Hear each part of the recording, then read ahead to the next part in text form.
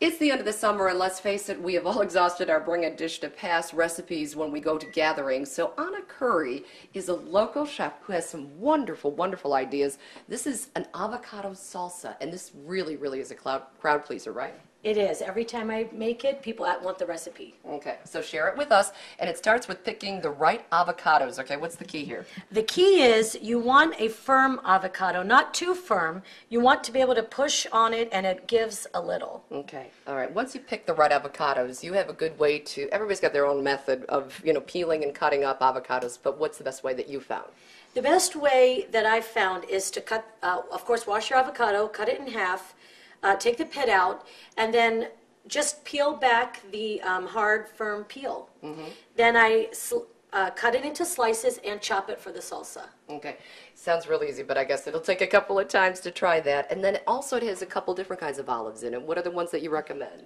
Well, I just use canned olives and jarred olives, sliced green olives with pimentos, and just get sliced black olives in a can, and they taste great in the salsa. I bet, and it saves time because they're already cut up. So exactly. What are the other things that go in it as far as the balsamic vinegar and things like that? Balsamic vinegar, olive oil, fresh chopped tomatoes, green onion, and that's about it. Okay, when it comes to the tomatoes, what kind do you recommend, and how big should you chop them? What size should you leave them?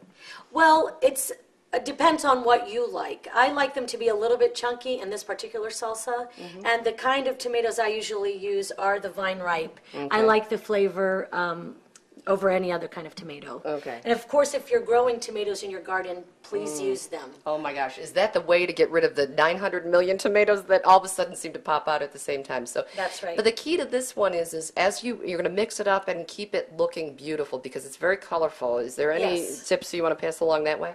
Well, avocado can get mushy. That's part of the reason we want it firm for this salsa. And then you do want to kind of consume this salsa within 1 or 2 days because the avocado tends to break down and get mushy. So, but it's not going to be around anyway. You're going to love it. Oh, I absolutely agree with you. Tried this at one of the gatherings that I've been to, and that's why I want to pass this recipe along. And of course, if you are interested in the recipe, we will put it on our webpage, WTOL.com.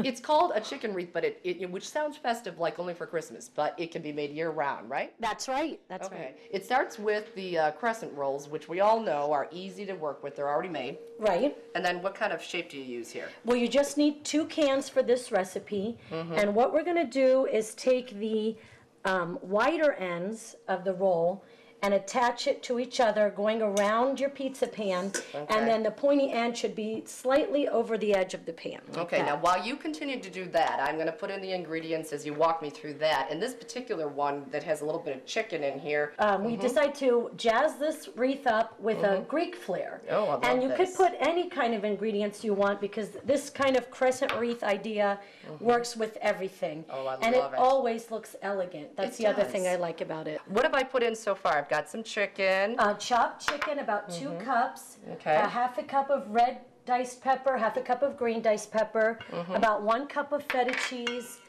3/4 cup mayonnaise. Okay. This is about a half a cup of chopped red onion. Okay. And then a cup of sliced black olives.